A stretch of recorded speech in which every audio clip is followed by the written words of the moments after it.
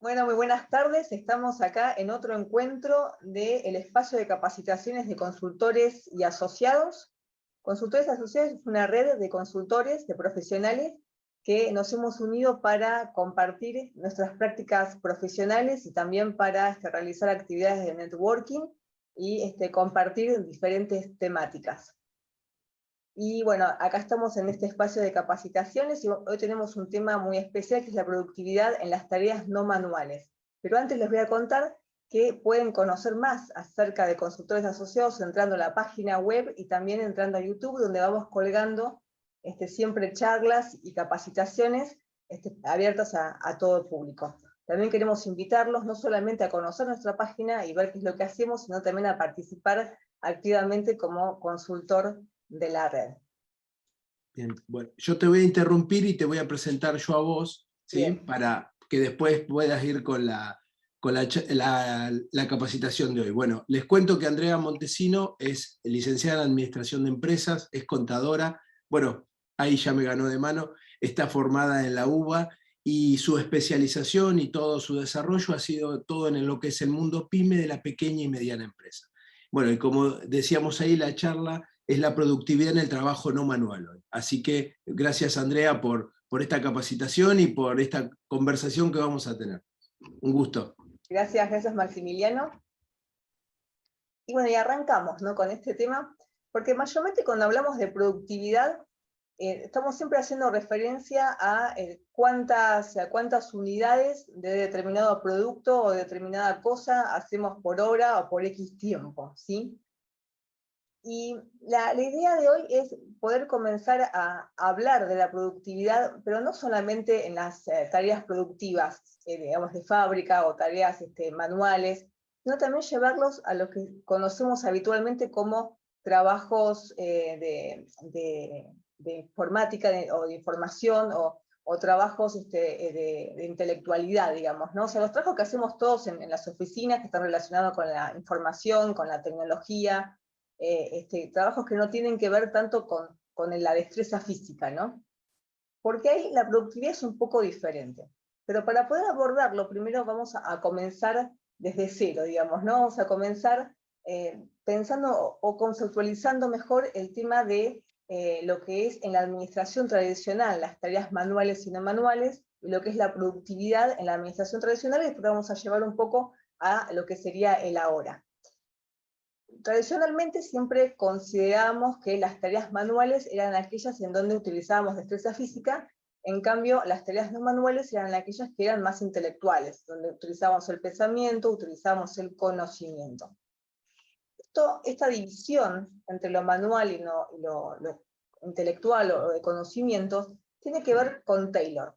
Taylor en su trabajo ya por principios del siglo XX, lo que hizo fue separar el trabajo manual y no manual. Y el trabajo manual, bueno, por empezar, eso tuvo un trabajo de poder separar en movimientos y tiempos, ¿no? Él estaba abocado más a lo que era el trabajo fabril, entonces, hasta ese momento, digamos, las personas trabajaban en las fábricas como artesanos, cada uno sabía muy bien lo que tenía que hacer, y tomaba todo el trabajo. Por ejemplo, si había que hacer un automóvil, se hacía todo entero, digamos, ¿no? Si había que hacer, no sé, una mesa, se hacía la mesa entera. Cada uno trabajaba con su proyecto y cada uno sabía qué es lo que tenía que hacer y además lo diseñaba y lo armaba y lo hacía con sus propias manos.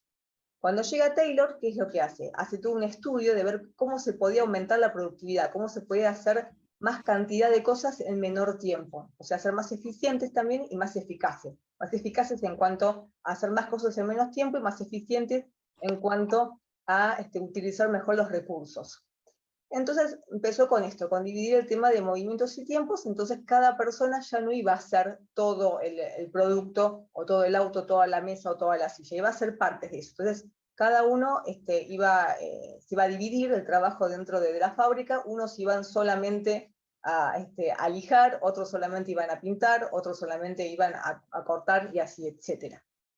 Y después también separó lo que era la actividad de diseñar los objetos, los productos, y el trabajo genuino del laburo en sí, ¿no? de trabajarlo.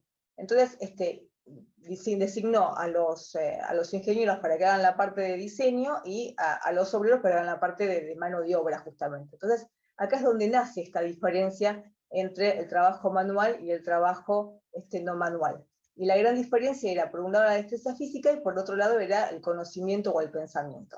Esta idea es tan fuerte dentro de la administración que hasta el día de hoy la tenemos arraigada, no solamente para trabajos que sean de fábrica, o operativos, o de hacer cosas, objetos, o fabricar también otro tipo de productos y servicios, sino también para todo lo que es tareas del conocimiento, de la información o de tecnología, a donde no hay una destreza física. Entonces, cuando uno quiere aplicar este mismo concepto a las otras tareas, hay cosas que no cuadran, no cierran, ¿sí?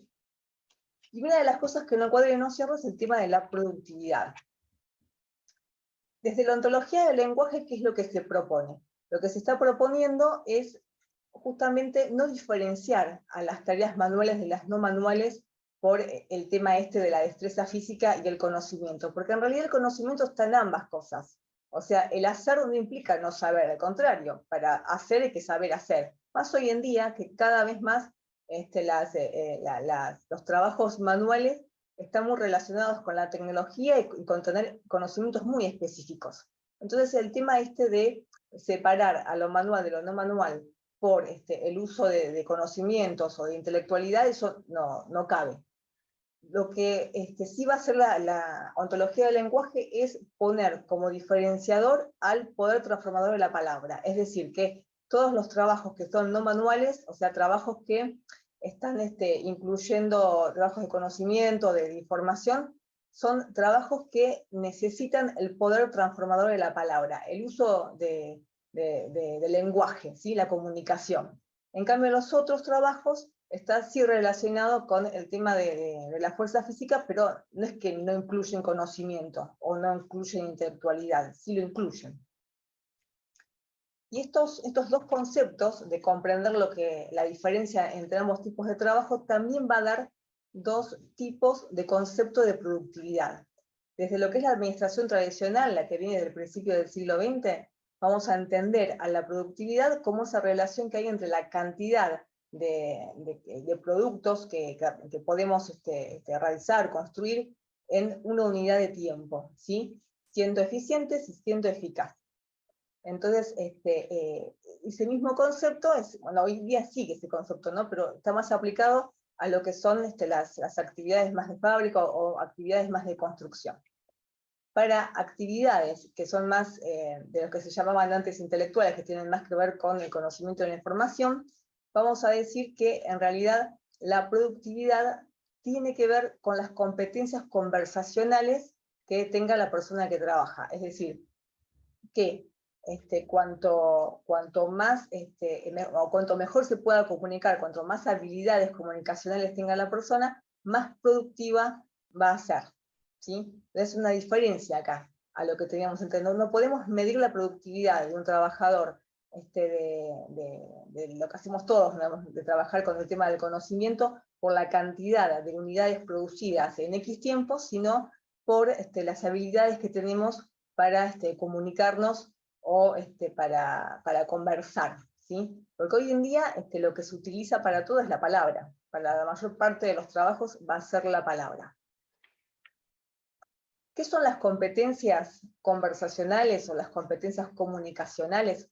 Siempre cuando estamos hablando de conceptos que vienen de la ontología del lenguaje, utilicemos la palabra conversación y no la palabra comunicación. ¿Por qué? Porque la comunicación viene más de lo que es como más una transmisión de datos. En cambio, la conversación tiene más que ver con esto de la intersección entre una persona que habla y una que escucha, ¿sí? Entonces tiene que ver más con una unión, con una intersección, con una danza, digamos, entre dos personas que están conversando. Y acá tiene en juego todo lo que es la parte emocional, como también tiene en juego, bueno, la parte del lenguaje y la parte corporal. No es simplemente una mera transmisión de datos entre un emisor y un receptor. Es como que se amplía el concepto de comunicación en algo más grande, en algo digamos, de 3 dimensiones. Y cuando hablamos de habilidades de conversación, estamos hablando de cosas que tienen que ver con la habilidad de poder escuchar, la habilidad de poder hablar, y hablar va a tener que está muy relacionado con la emisión de actos lingüísticos, con los actos que realizamos al conversar, como por ejemplo la emisión de afirmaciones, la afirmación de juicios, el poder emitir declaraciones, el poder hacer promesas, ¿sí? Poder comprometernos, pedir, ofertar, tiene que ver con todo eso, el tener competencias conversacionales, y también tiene que ver con el poder manifestar o comunicar eficazmente nuestras emociones.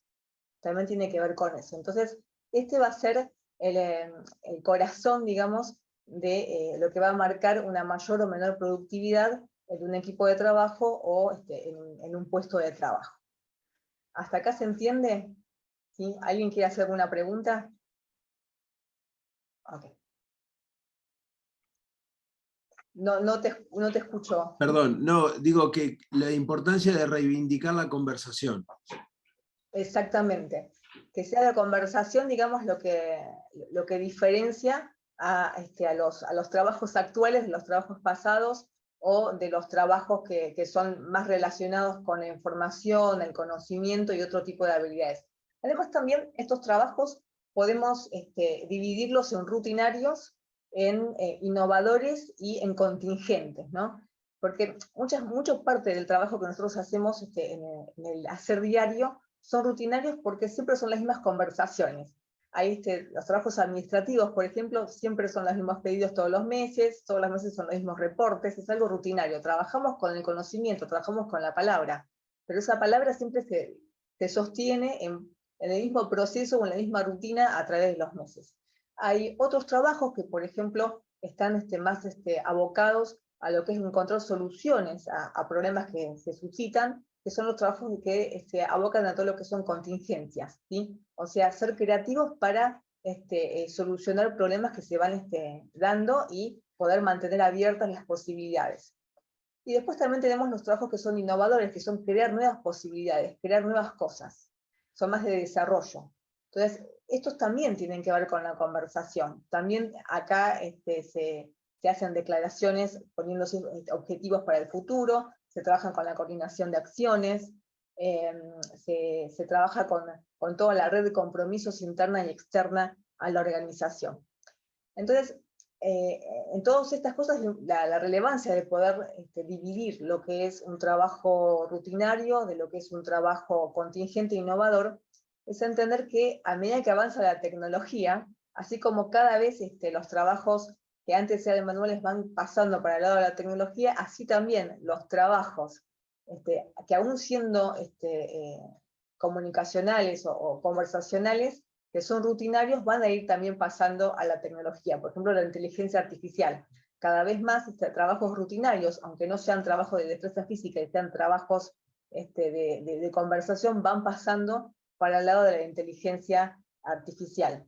Entonces los seres humanos cada vez más tenemos que ir ganando y adquiriendo y mejorando las habilidades conversacionales para poder abocarnos a esos trabajos que están relacionados con la contingencia y con la innovación. Entonces el humano va hacia eso, va hacia hacer trabajos más creativos e ir abandonando los trabajos rutinarios, ¿sí? Entonces, bueno, ya tenemos definido y diferenciado lo que es la productividad para trabajos que son no manuales, que están relacionados con el conocimiento o con la tecnología.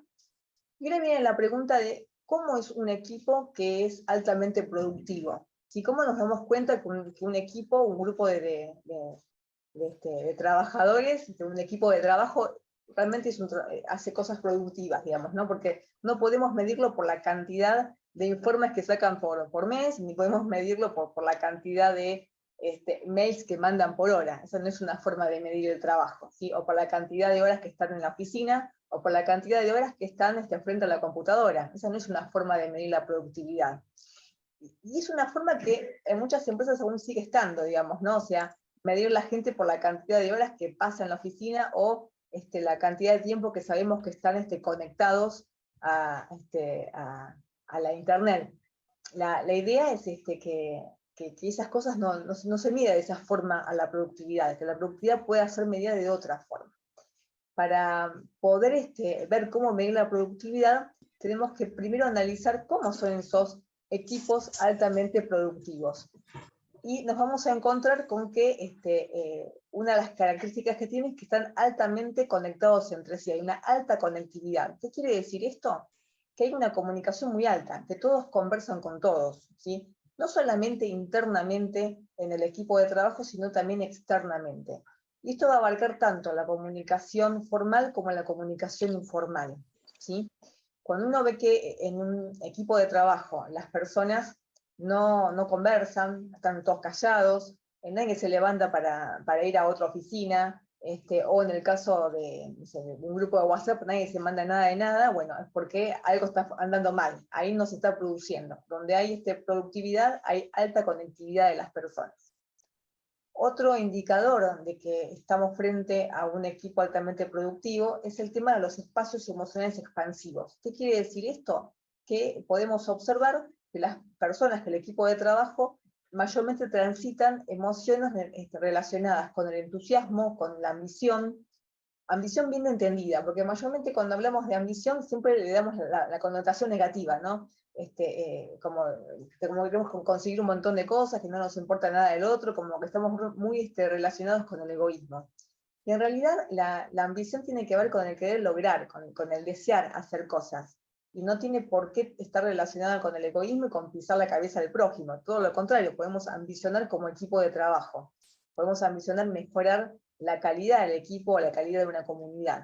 Entonces, un equipo que, que tiene características de ser productivo es un equipo que siempre está en emociones expansivas, en emociones de alegría, entusiasmo, triunfo, ambición. Y esto no quiere decir que uno siempre tenga que estar en estas emociones. Un equipo que es productivo también pasa por enojo, también pasa por frustración, también pasa por tristeza y también pasa por ansiedad y estrés, ¿sí? O sea, ninguna emoción es mala en sí. Todas las emociones son funcionales, todas son necesarias. El tema es saber gestionarlas, no controlarlas, sino gestionarlas. Entonces, bueno, esto es una característica más de los equipos que son productivos. Y lo otro es la dinámica caótica de su comportamiento. ¿Qué quiere decir esto? El desorden. Cuando vemos un equipo que está muy ordenadito, y ahí no hay mucha productividad. Ser altamente productivos también está relacionado con el desorden. Estamos hablando de un desorden medio, digamos, ¿no? Si encontramos que todo es un desastre, que nadie cumple ninguna norma, que está todo desorganizado, eso no es una demanda caótica, ¿sí? Siempre se entiende que dentro de una organización o dentro de un equipo de trabajo hay normas, hay procedimientos, hay procesos.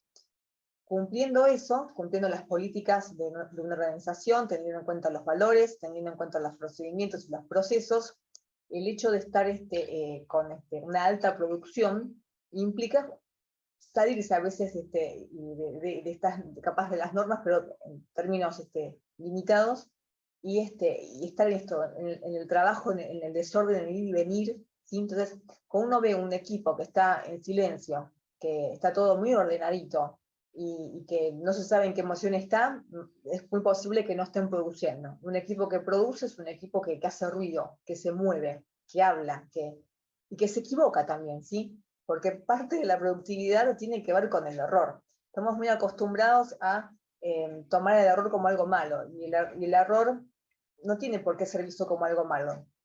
También hay una frase hecha que es tomar el error como una oportunidad de mejora, que a veces queda como frase hecha y todo el mundo lo dice para quedar bien, pero nadie lo siente.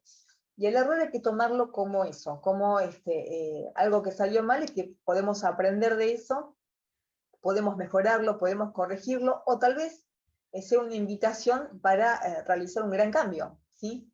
Entonces, también tiene que ver con el tema del aprendizaje. Hay otras características también que están relacionadas con los equipos altamente productivos, porque estos equipos mayormente lo que tienen es mucha confianza entre sí, porque para poder tener una alta conectividad, o sea, que haya una alta comunicación entre ellos mismos y el resto de la organización, o con clientes o con proveedores, y además estar en emociones que sean expansivas, produciendo en desorden ordenado, digamos, este caos que produce, tienen que ser equipos que también tengan confianza. a sí mismos y entre ellos, digamos, ¿no? O sea, autoconfianza y confianza entre ellos. Si no hay confianza, todo esto no es posible. Y justamente el tema de la confianza está totalmente relacionado con lo que son las habilidades comunicacionales. Cuanto mejor son nuestras habilidades comunicacionales, más confianza generamos y más confianza tenemos. Y cuanto mayor confianza hay, mejor es nuestra comunicación. Entonces ahí caemos dentro de un círculo virtuoso de mejorar las capacidades conversacionales, mejorar la confianza y otra vez mejorar todo el tema de la comunicación. Es un círculo virtuoso, una gran rueda. Hasta acá todo bien, porque yo me engancho y empiezo a hablar. ¿Dudas, Sí. preguntas? Yo, no comentarios, sino preguntas, y por ahí, digamos, cuando vos hablabas de la conversación y lo creativo, ¿sí? A su vez, digo, lo creativo necesita como un orden, porque si vos de alguna manera no tenés ese orden, difícilmente puedas pasar de eso, de esa idea o de ese impulso a que lo creativo se termine transformando en un hecho, ¿no? Digo, hay una parte donde se necesita una rutina. Exactamente, digamos, en toda organización tiene que haber, como en toda persona, tiene que haber esa parte de aire, de la creatividad, y tiene que haber esa parte de tierra. Mayormente dentro de una organización hay áreas que están centradas en la creatividad, en innovación, pero después también eso se va bajando a protocolos, se va haciendo, se va probando y va quedando como proceso definido. En un emprendimiento se puede ver mucho más fácil eso, porque está en uno o dos personas. Entonces sí o sí esta única persona que forma parte del emprendimiento o este mini equipo de 2 o 3 personas tienen que tener esas características, ¿sí? Es imposible llevar adelante un proyecto solo con la energía del aire, o sea, con la creatividad full. Tenemos que sí o sí bajarlo a una rutina. Por eso las personas que tienen estas dos cosas, digamos, ¿no? Son muy valoradas, porque pueden imaginar, o sea, crean algo, lo bajan a tierra y lo llevan para adelante. Pero si uno no tiene esa posibilidad, tiene que rodearse de personas que le hagan de contrapunto a lo que uno quiere, que te hagan de segunda, ¿sí? Bien. Y lo otro que me había anotado ahí, que mientras decías, era esto de los equipos productivos, ¿no? O altamente productivos. Y es como todo, me parece, digo, por ahí a veces se pueden lograr determinados objetivos y generar esta cosa medio virtuosa, pero creo que lo más difícil después en eso es mantenerlos, ¿no? O sea, que ese equipo productivo que se logra pueda seguir andando y produciendo, y ojalá se pueda superar, pero digo, mantenerse y retroalimentarse, esa es como una parte muy difícil. Sí, ahí para poder mantener un equipo hay varias patas, ¿no? Una pata tiene que ver con el tema de la motivación, pero la motivación ya no entendida como lo entendíamos hace un tiempo atrás, que estaba relacionada con ponerte una zanahoria y que la gente quiera conseguir algo, entonces trabaje para ese algo y a su vez vaya produciendo para la empresa. Tiene que ver más con la inspiración, ¿no? Se necesitan organizaciones. Cuando hablo de organizaciones estoy hablando tanto de una ONG, una fundación, una asociación, una empresa, una multinacional, o el kiosco de la esquina, digamos, ¿no? O sea, una organización, para que las personas puedan quedarse ahí adentro, necesitan tener una inspiración, necesitan también poder compartir el propósito, la visión y los valores de esa organización, y poderse sentirse representados en eso. Y hoy en día hace falta algo muy importante, que es el gran clic que tienen el desafío de todas las organizaciones, es que las personas también puedan tomar parte y también puedan hacer dentro de la organización. Hasta hace poco, digamos, estábamos acostumbrados a que uno iba a una organización, te daban tu trabajo, tus objetivos, y vos hacías eso, y si escalabas, digamos, podías digamos, tomar decisiones, pero siempre en base al paraguas de la organización. Hoy en día las personas necesitan emprender, necesitan hacer sus propios proyectos. Entonces, hay gente que hace su propio proyecto fuera de las organizaciones, porque o no ha encontrado lugar o no le gusta estar dentro de un equipo de trabajo, y hay otros que les gustaría emprender dentro de una organización, dentro de un paraguas organizacional. Entonces, el gran desafío de las organizaciones hoy en día, para que la gente se pueda quedar adentro, es brindarles el espacio para que ellos puedan crear, puedan hacer y puedan también tomar sus decisiones. Obviamente, siempre teniendo en cuenta qué cosa, la visión, la misión, el propósito y los valores de la organización, no cualquier cosa, ¿sí? Entonces, creo que eso es uno de los grandes desafíos que tenemos hoy en día. Otras partes o las otras patas de la motivación siguen estando presentes, ¿no? O sea, la motivación sigue estando relacionada con la gestión emocional, con la confianza, con la autoestima, con lo que tiene que ver con tener un objetivo, o sea, que haya un plan de trabajo. Y ustedes me van a preguntar seguramente, porque siempre sale esa pregunta y yo me voy a adelantar, ¿qué tiene que ver el tema de sueldos? Bueno, cuando uno habla de dinero, de sueldos, de retribución o de honorarios, no estamos hablando de algo que motive, sino de algo que si no está, desmotiva, ¿sí? O sea, es lo mínimo, de ahí tiene que ser para arriba. Por eso cuando uno habla de motivación no toca el tema de dinero, porque el tema de dinero es algo que si no está, desmotiva, pero si está, no motiva. Es algo que uno lo aprende en la facultad y no se queda pensando, y bueno, si termina siendo así, digamos, ¿no? Pero bueno, a la hora de querer hacer que la gente se quede adentro, tiene que ver con todo esto, tiene que ver con todo lo que tenga que ver con la motivación, y que también tiene que ver con la generación de diferentes hábitos, con el tema de la perseverancia, con el tema de resistir dentro de un propósito, con el tema de estar inspirados. O sea, son muchas cosas que tienen que ver para hacer que las personas puedan... Y otra cosa, uno no puede hacer que el otro se quede. Eso también es algo que tenemos que comenzar a dejar de pensar. Uno no puede estar todo el tiempo como manipulando al otro para que se quede, o no. O sea, cada uno es libre y cada uno elige. Y elige en base a todas estas cosas, ¿no? Bueno, Súper claro. volviendo... Sí. No, ¿Hay perfecto, digo, me quedó claro. otra persona que quiera preguntar algo o aportar algo? Simplemente levanta su micrófono y o si no también puede dejar algún escrito en el chat. Sí. Yo te quiero hacer porque me quedé pensando en lo que dijiste del sueldo, Sí. pero no es una motivación de que vos ganes poco o relativamente poco y que tengas un aumento, ¿no es una motivación esa?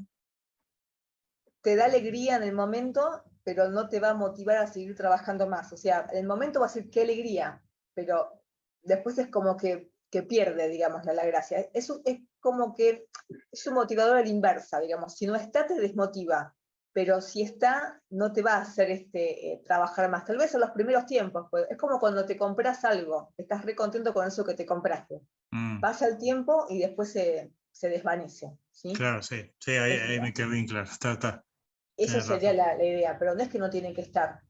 Tiene que Sí, estar en seguro. una mesa de negociación con personas que contratemos, ya sea como empleados, como colaboradores o como proveedores.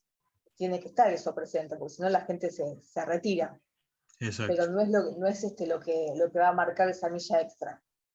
Perfecto. Yo creo que también va más a la responsabilidad, que es como premiar cuando uno... me suena mucho la frase de lo que me enseñaste, que la responsabilidad no es que se da, sino que se toma. Entonces me parece que es también ponerle valor a eso, y lastimosamente, como todos sabemos, en el país que vivimos, esta situación tiene que estar, porque es lo que te acompaña, que uno a veces pueda estar más fresco en su proyecto, que puede ser tu proyecto, desenvolverte dentro de la empresa, y a veces no, porque yo conozco gente que me dice, no me mato más porque la verdad que salgo de acá y tengo que hacer otra cosa para poder pilotearla. Entonces le dedico, administro mi energía para poder administrar mi economía también. Y es válido, o sea.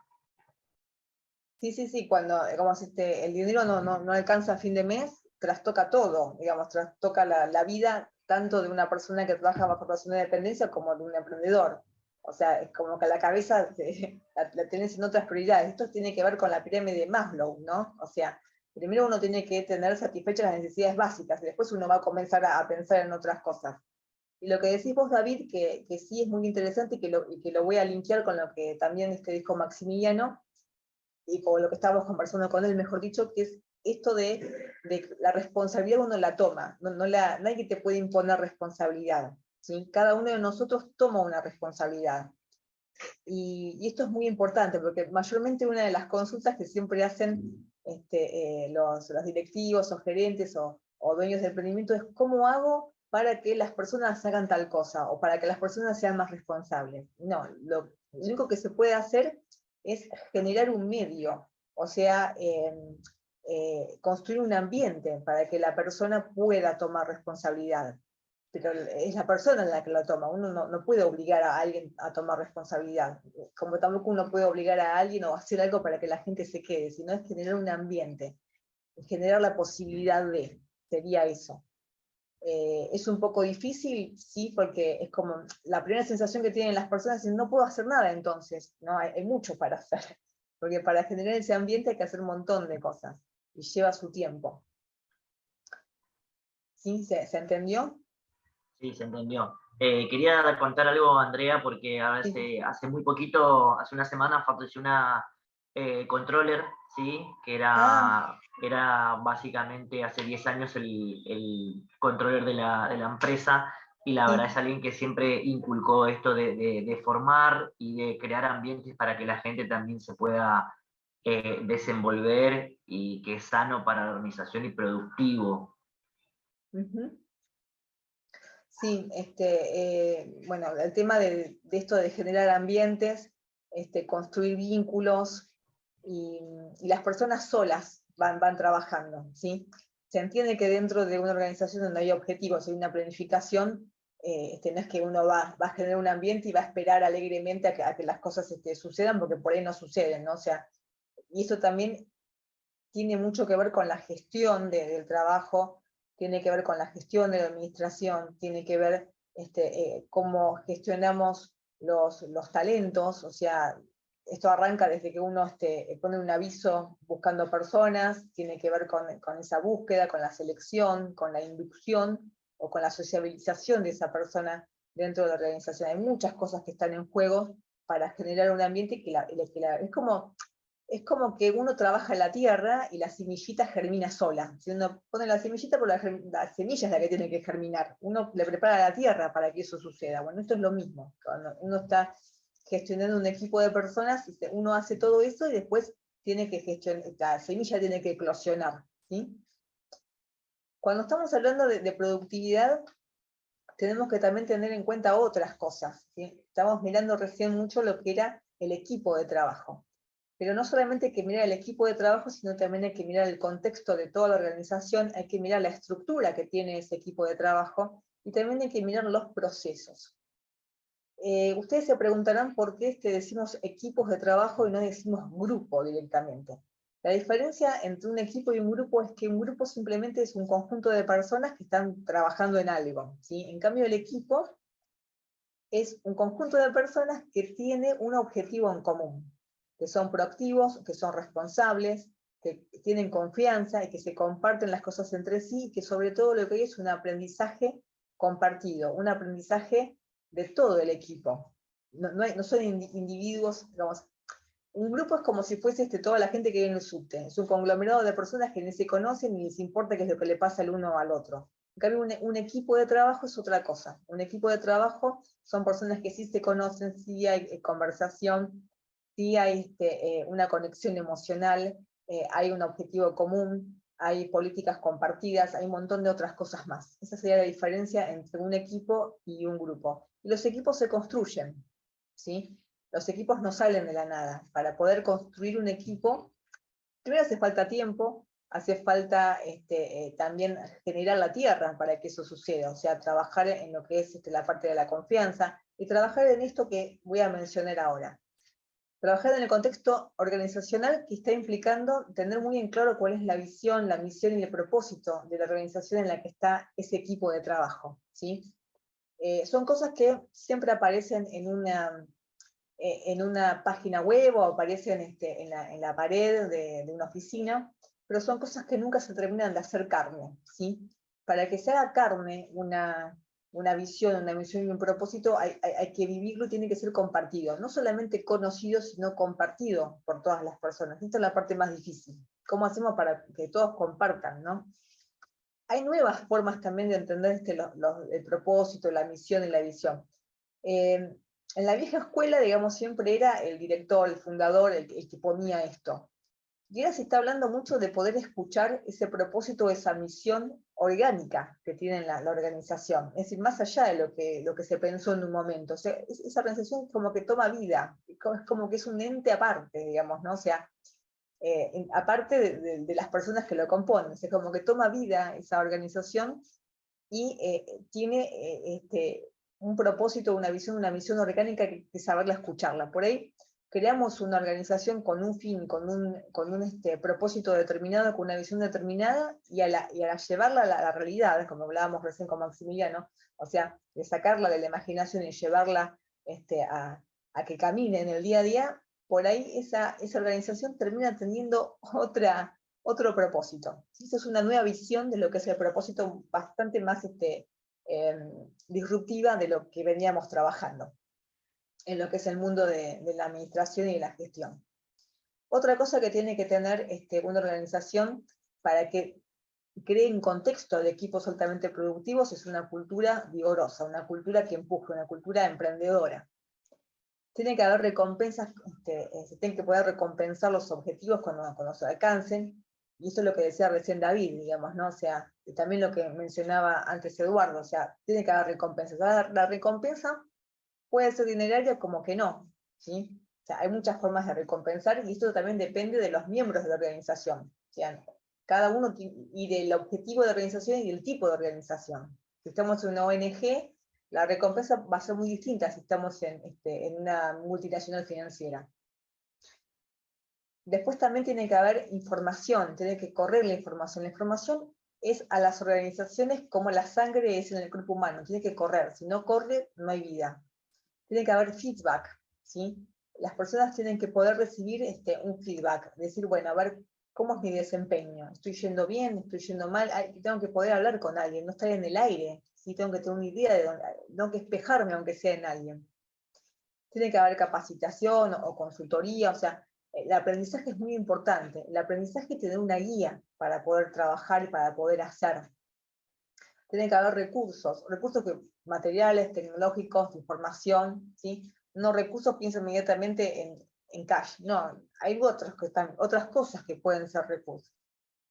Un ambiente equilibrado, un ambiente privado, acá cuando trabajamos en una organización, hoy en día está muy de moda estos espacios en donde no hay paredes y están todos juntos, ¿no?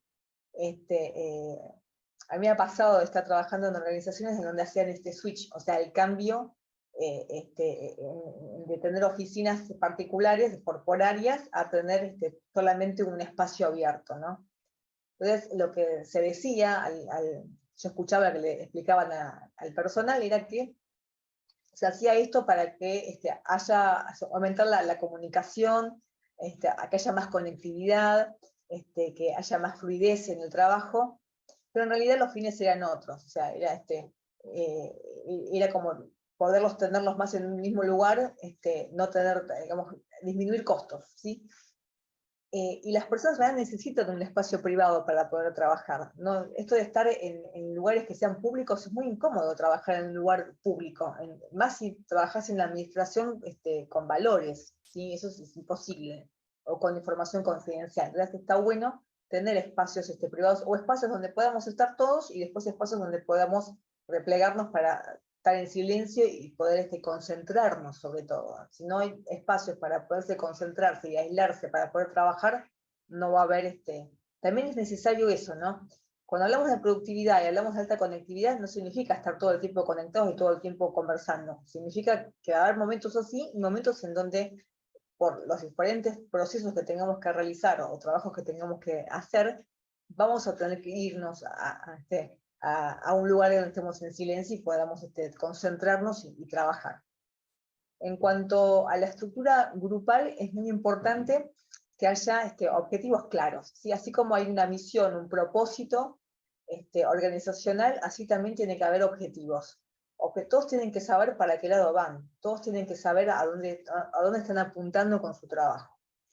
La tarea que desempeñe cada uno tiene que ser motivadora. Y cuando hablamos de tarea motivadora, además de todo lo que dije antes, que tiene que ver más que nada con el ambiente, cuando hablamos de tarea motivadora es una tarea que sea adecuada a la experiencia, la profesión y las ganas que tenga la persona de trabajar, ¿sí? Si damos algo que es demasiado desafiante, va a desanimar, y si damos algo que es demasiado fácil, también podemos desanimar a las personas. Y esto también se relaciona con el otro punto de que los miembros, digamos, sean las personas que estén realizando cada tarea, sean apropiados a ese tipo de trabajo. Que los roles estén bien definidos. Una persona cuando trabaja en un lugar tiene que saber cuál es su tarea y su objetivo. Tiene que haber una descripción de puestos. Esto es algo que si bien está en todos los manuales, y hay muchas empresas que lo hacen, desde mi experiencia hay muy pocas empresas que lo hacen. Mayormente las personas no pueden preguntar cuál es exactamente tu definición de puesto y no te lo saben decir.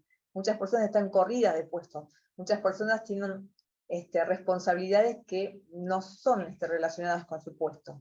Hay muchas cosas que uno ve como consultor, y esto que parece una verdad de pedregullo, sinceramente en muchas empresas no se cumple. Bueno, tiene que haber normas claras, políticas claras. Cuando hablamos de políticas, normas, hablamos justamente de reglas, tener una guía en el accionar. Y también la cultura que no tiene que quedar en el aire, sino que tiene que hacerse carne en el equipo de trabajo.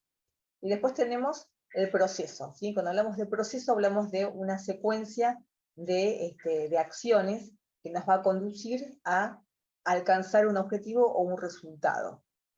Cuando estamos hablando de procesos dentro de lo que es el mundo del trabajo, del conocimiento intelectual o trabajo no manual, depende del libro que agarremos, tenemos que pensar que, por empezar, el proceso es la unidad de trabajo de una organización, no es la tarea, no es el puesto de trabajo. El puesto de trabajo no es la unidad, sino es el proceso. Lo mismo pasa con los equipos de trabajo, no es la unidad la persona, el trabajador o el empleado o una sola persona, sino que es el equipo. El equipo es la unidad más chica, la célula de una organización. Y el proceso un proceso es la unidad más chica de trabajo y no la tarea. Entonces, cuando hablamos de procesos dentro de las tareas no manuales o las tareas de conocimiento, estamos hablando de que tienen varias partes. Tienen una parte que está relacionada a la acción en sí, otra parte que está relacionada al aprendizaje y otra parte que está relacionada con la reflexión. La reflexión también forma parte del proceso, ¿sí? No sé por qué estamos muy acostumbrados a pensar que los procesos son todas acciones, tareas concretas en el hacer, ¿sí? en ejecutar. En realidad los procesos también tienen una parte que engloba el aprendizaje y una parte que engloba la reflexión. Si no hay reflexión, entonces ¿dónde está el trabajo humano? O sea, ¿en qué nos diferenciamos de una máquina si no hay una reflexión o si no hay un aprendizaje? Entonces, pudiendo satisfacer estos tres grandes grupos, estamos generando factores que van a contribuir a la productividad, que van a contribuir a que aparezcan equipos altamente productivos que van a tener las características que enunciamos recién, o sea, que van a ser equipos que van a tener una alta conectividad entre sí y con los demás equipos dentro de la organización, que van a estar siempre siempre no, o sea, la mayor parte del tiempo, porque es imposible estar todo el tiempo entusiasmado, van a estar en la mayor parte del tiempo entusiasmados o con ganas, con alegría, con ganas de hacer cosas, y además también van a tener esta singularidad de estar en el caos, en el caos bien entendido, en el caos productivo, en el caos que produce. ¿Hasta acá todo bien? Bien. Entonces, hasta acá todo muy bien, podemos decir, pero la pregunta que se cae de maduro es, muy bien, Andrea, ya sabemos qué es la productividad, sabemos cuál es la diferencia entre la productividad de tareas manuales y no manuales, qué hay que hacer para generar el ambiente para que aparezcan equipos productivos, pero ¿cómo medimos? ¿Cómo medimos la productividad? Bueno, la productividad no la vamos a medir en unidades producidas por X tiempo. La vamos a medir según el alcance de los objetivos, según el cumplimiento de las expectativas de quienes, de los clientes, del equipo de trabajo, ya sean internos o externos. También vamos a tener en cuenta la satisfacción de los miembros del equipo de trabajo, ¿sí? y el mantenimiento del equipo. Esto que mencionaba en la pregunta Maximiliano, que tiene que ver con cómo hacemos para que la gente se quede más tiempo, o que tiene que ver la productividad con el tiempo de las personas. Y sí, cuanto más tiempo están las personas trabajando juntas, más fácil van a producir, porque eso va a mejorar la confianza, y va a mejorar la comunicación, y por ende va a mejorar la productividad. Entonces, el poderse mantener en el tiempo es muy importante. Y también es importante esto de que las personas que forman parte del equipo tienen que estar satisfechas con lo que hacen, tienen que estar contentas con lo que están haciendo. O sea, no basta con cumplir un objetivo. Cumplir un objetivo con qué recursos o a cuesta de qué, a costa de qué, ¿sí? ¿Están los clientes contentos? Genial, pero ¿está la gente contenta? Si la gente no está contenta, entonces no hay productividad. Tienen que estar satisfechos los clientes y las personas que forman parte del equipo de trabajo por igual. Se tienen que alcanzar los objetivos, y ese equipo se tiene que mantener en el tiempo, ¿sí? Esas son las formas de medir la productividad de un equipo de trabajo. ¿Preguntas? ¿Reflexiones?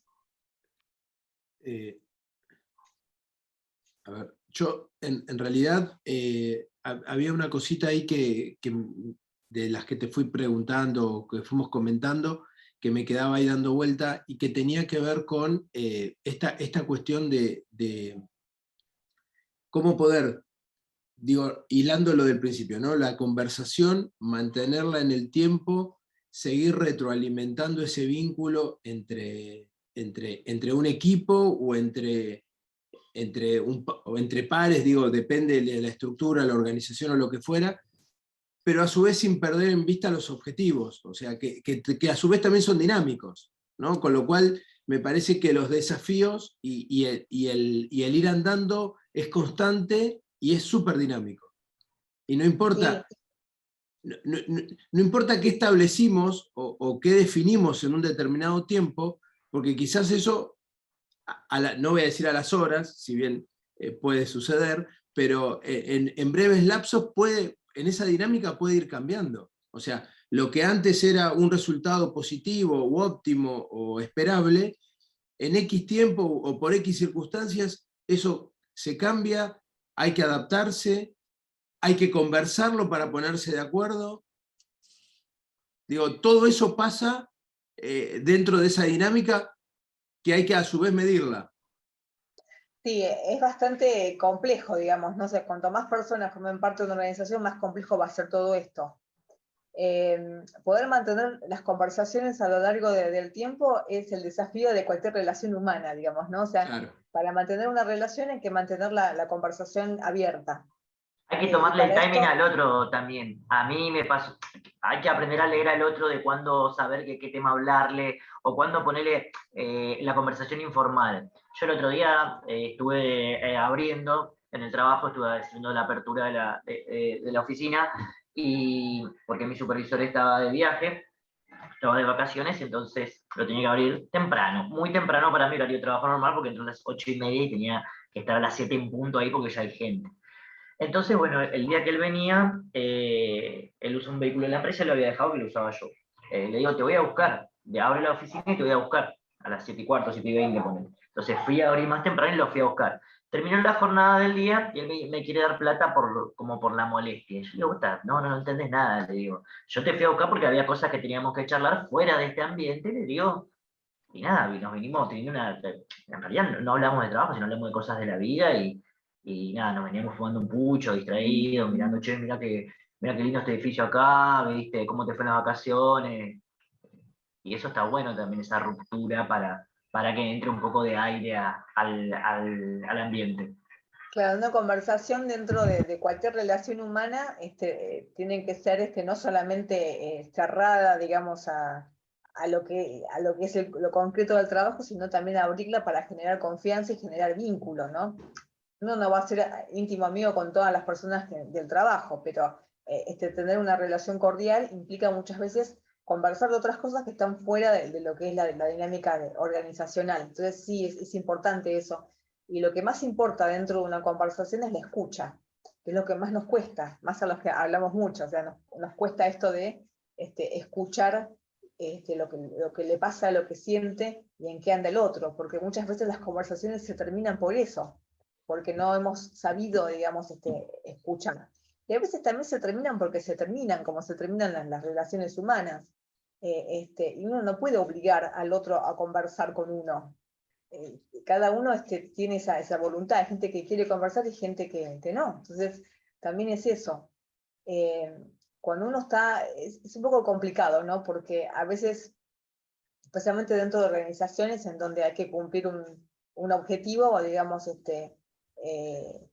tenés que colaborar o hacer que las cosas sucedan. Entonces ahí hay que trabajar mucho lo que es la conversación, la coordinación, para que la persona voluntariamente haga las cosas. En otro tipo de organizaciones, por eso, digamos, el que quiere estar está y el que no, digamos, pero es complejo, digamos.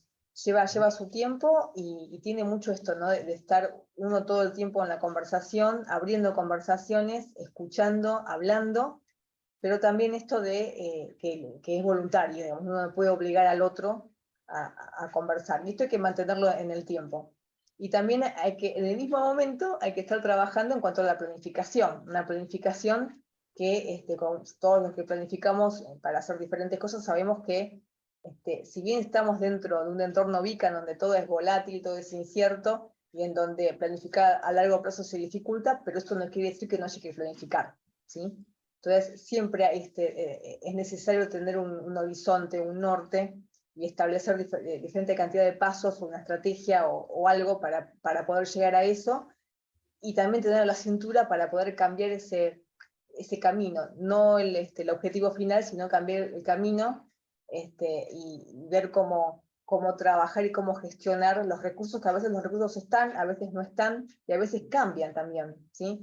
O sea, estamos viviendo una época en donde todo es muy volátil, todo es muy incierto, todo es muy, muy cambiante, o sea, a veces uno no sabe bien dónde está parado, y a veces podemos sostener determinadas estructuras, y a veces también nosotros sufrimos transformaciones dentro de esto.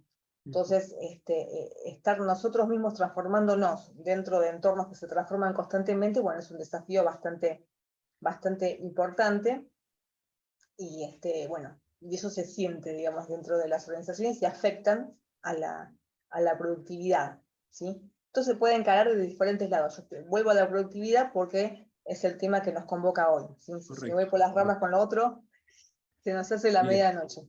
No, por favor. Bueno, no sé si hay alguna otra pregunta, porque en tiempos y formas de lo que tenemos estructurados como capacitaciones estaríamos cumpliendo. Estaríamos cumpliendo con el horario, tal cual. Si queda alguna pregunta más de los presentes, y si no, vamos cerrando. Es ahora o calle para siempre, como se suele decir. Totalmente. No, yo por mi lado estoy. Buenísimo. Gracias, David. Gracias.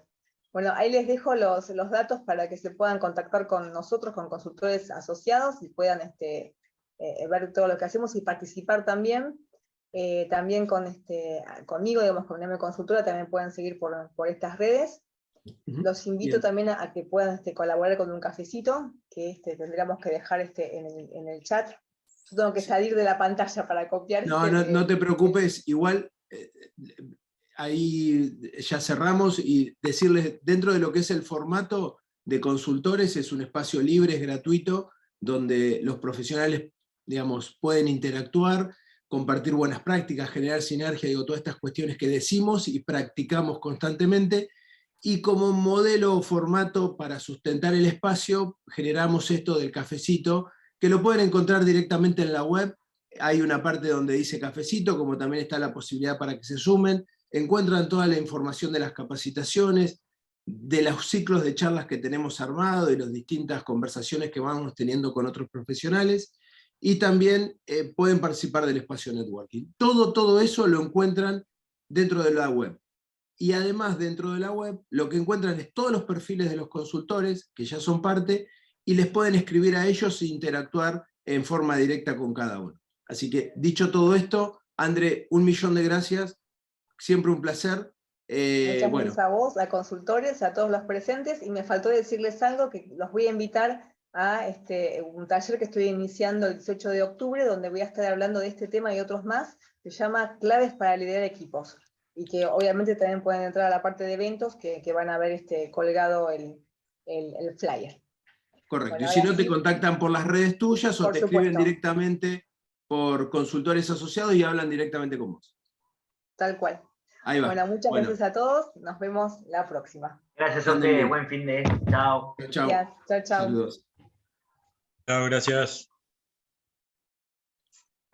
Y hay alguien que entró tarde, Gerardo. Andrea, ¿me escuchan?